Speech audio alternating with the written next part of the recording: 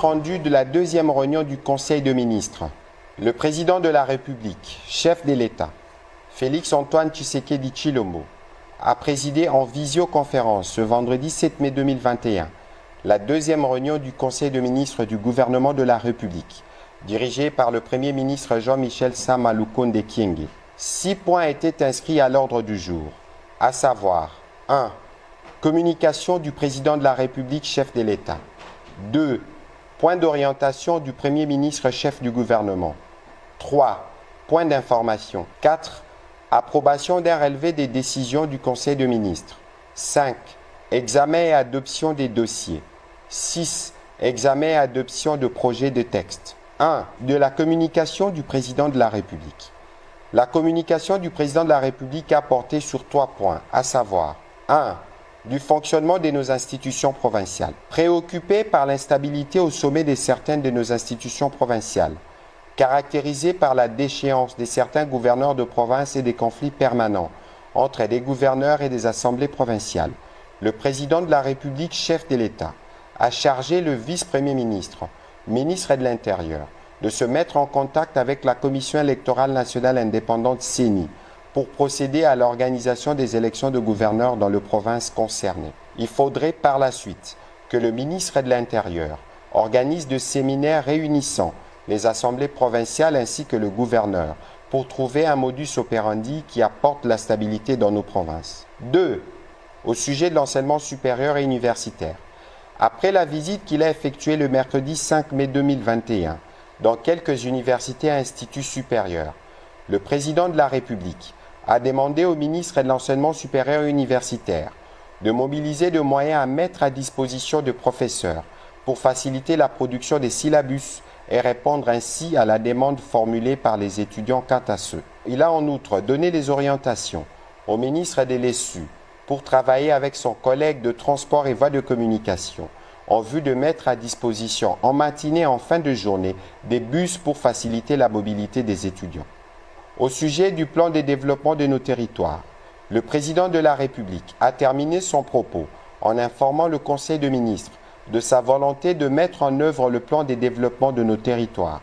Il sera question de leur doter d'un budget qui leur permette de financer certains projets, notamment la construction d'infrastructures des bases, les routes des dessertes agricoles et les stations d'adduction d'eau, etc. Il a encouragé les membres du gouvernement à y contribuer. Du point d'orientation du Premier ministre, au cours de cette deuxième réunion du Conseil de ministres, le Premier ministre Jean-Michel Sama Lukonde a donné les directives précises aux membres de son équipe quant au fonctionnement du gouvernement. Elles concernent la tenue des réunions, les délibérations au Conseil de ministres, le travail en commission, ainsi que la préparation des dossiers et projets des textes à soumettre aux instances gouvernementales. Il a rappelé au ministre la nécessité de respecter les règles de collégialité et de solidarité qui caractérisent le travail au sein de son cabinet.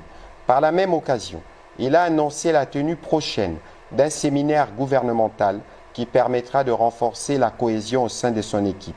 Le Premier ministre a invité l'ensemble de son équipe gouvernementale à respecter les délais légaux de déclaration du patrimoine conformément à l'article 99 de notre Constitution. 3. Du point d'information. Le vice-premier ministre, ministre de l'Intérieur, a présenté les faits saillants de l'état du territoire national, tant sur le plan social que sécuritaire.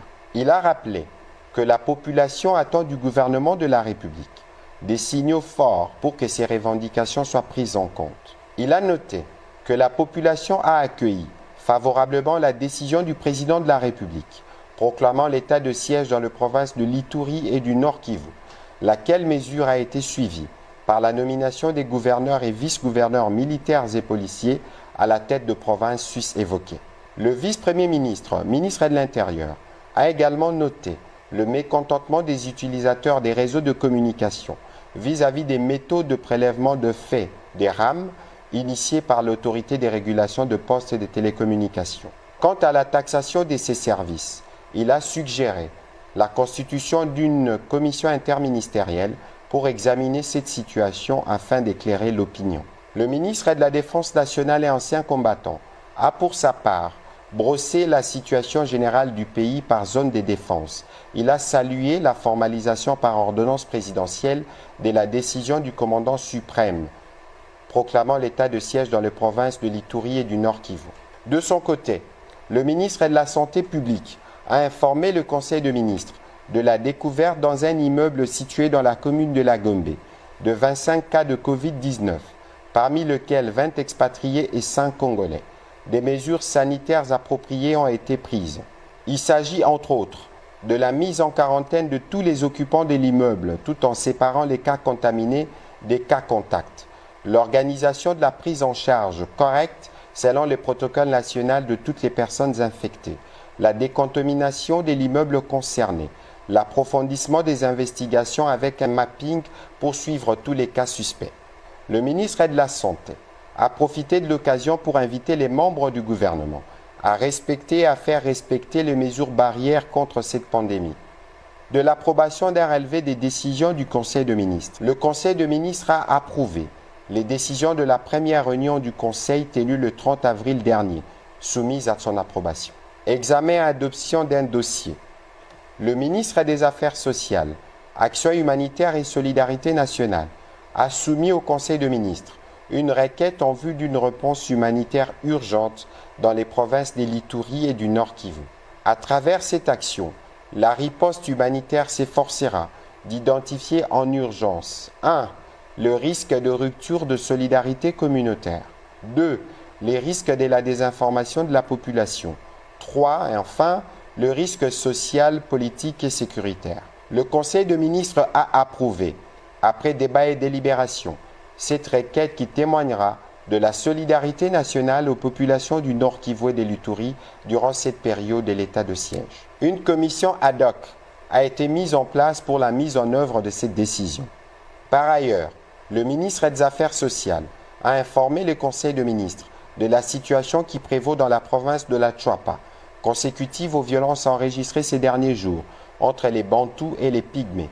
Il a sollicité l'intervention du gouvernement pour apporter des moyens de subsistance et rapprocher les différentes communautés. 6. Examen et adoption de projets de textes. Le projet d'ordonnance rapportant l'ordonnance numéro 08/003 du 9 janvier 2008 implantant une cour militaire opérationnelle dans la province du Nord Kivu a été présenté au Conseil de ministres par la ministre d'État, ministre de la Justice et garde des Sceaux. Elle a sollicité son approbation en vue de se conformer à l'ordonnance du 3 mai 2021 portant proclamation de l'état de siège qui autorise les voies des recours, celle-ci n'étant pas autorisée dans cette juridiction conformément à l'article 87 du Code judiciaire militaire. L'existence de cette juridiction devient donc incompatible avec les mesures pré-rappelées. Ce projet d'ordonnance a été adopté moyennant amendement. Pour sa part, le ministre de l'Industrie a présenté les projets de décrets portant approbation de la convention de collaboration signée entre le gouvernement de la République démocratique du Congo et la firme AVZ. Ensuite, il a présenté le projet d'un accord de collaboration entre le gouvernement et l'entreprise précitée. Ces deux textes ont été renvoyés à la commission interministérielle compétente avant son examen en Conseil de ministres. Commencé à 10 h, le Conseil de ministres s'est clôturé à 13 h 47. Je vous remercie.